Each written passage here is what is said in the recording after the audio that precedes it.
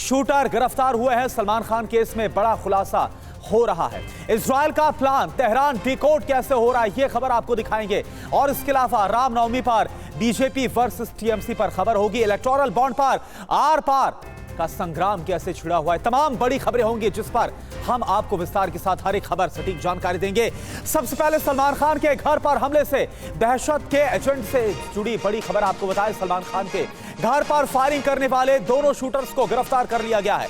Mumbai crime branch और भुज police ने joint operation चलाया और उसके बाद इन दोनों को गिरफ्तार किया गया। गुजरात के भुज में दोनों शूटर्स को मंदिर परिसर से पकड़ा गया है। टीवी9 की खबर पर मोहर लगी है। हमने आपको सबसे पहले बताया था कि आखिर इन दोनों शूटर्स की लोकेशन क्या थी। टीवी9 ने बताया था वसई हाईवे की तरफ ये दोनों आरोपी भागे थे।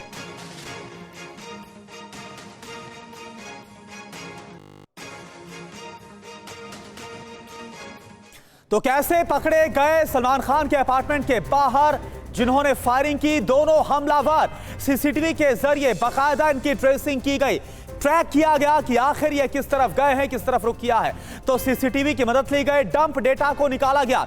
इसके साथ ही भुज में होने की क्राइम ब्रांच को लीड मिली, लोकल क्राइम ब्रांच को सूचना मिली और इसके बाद मुंबई क्राइम ब्रांच की तरफ से जो लोकल क्राइम ब्रांच है भुज में उसको इन्फॉर्म किया गया। मुंबई क्राइम ब्रांच इसके बाद भुज पहुंचती है, लोकल पुलिस के साथ रेड को अंजाम दिया गया। मंदिर परिसर से इन दोनों शूटर्स की गिरफ्तारी की गई। मंदिर क्यों गए अभी तक इस बात का खुलासा हो नहीं पाया है।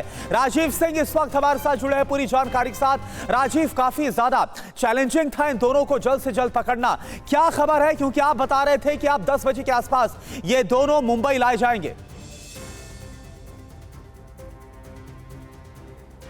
बिल्कुल, लेकिन करुणा उसके पहले एक और बड़ी खबर अपने दर्शकों को बता दें जी। थोड़ी देर पहले ही कच्छ जिले के अधिकारियों से हमारी बात हुई, उन अधिकारियों से जिन्होंने इस पूरे ऑपरेशन को मुंबई क्राइम ब्रांच के साथ में मिलकर अंजाम दिया है। और वहां पर बातचीत में एक बड़ी जानकारी टीवी9 भारतवर्ष के हाथ लगी है।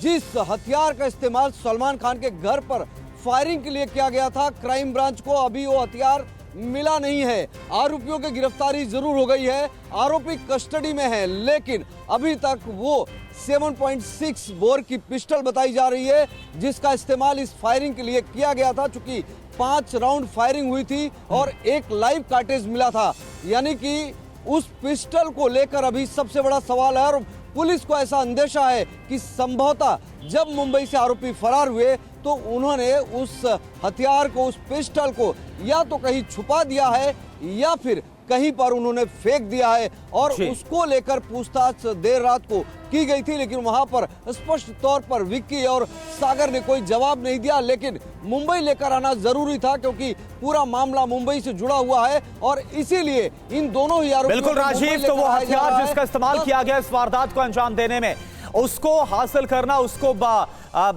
हासिल करना इस वक्त मुंबई क्राइम ब्रांच के लिए बहुत ज्यादा जरूरी है। इस बीच आप बने रहिए हमारे साथ।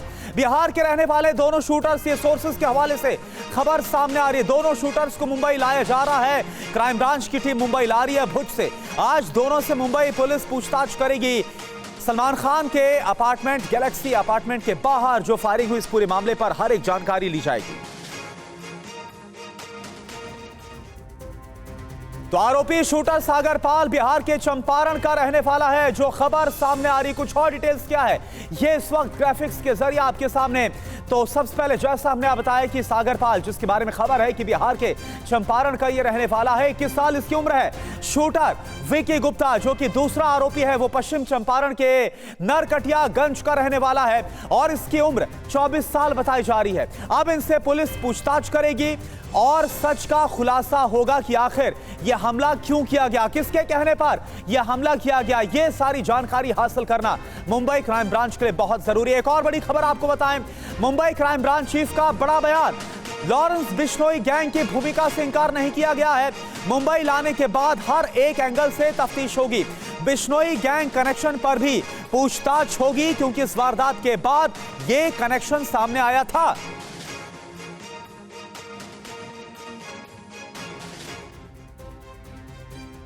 तो सलमान खान के घर पर फायरिंग में एक और बड़ा खुलासा हो रहा है। फायरिंग की साजिश पहले रची गई थी, तो पहले से ही साजिश को रचा गया था।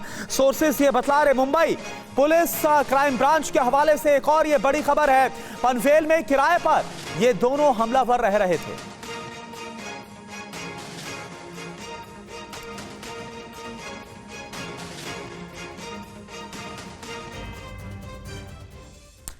अब सवाल ये उठता है कि क्या अगला जो टारगेट है वो पनवेल फार्म हाउस है। ये विस्फोटक खुलासा है जो कि मुंबई क्राइम ब्रांच के सोर्सेस कर रहे हैं। दरअसल पनवेल में शूटर्स ने किराए पर एक मकान ले रखा था। मकान मालिक भी पुलिस के रेडार पर है। 1 महीने पहले इस साजिश को रचा गया था। हर एक जानकारी ऐसा लग रहा है कि प्रॉपर इस पूरे मामले में इनपुट लिया गया था। गैलेक्सी अपार्टमेंट की 4 बार रेकी की गई। पनवेल फार्म हाउस पर हमले की अब आशंका है।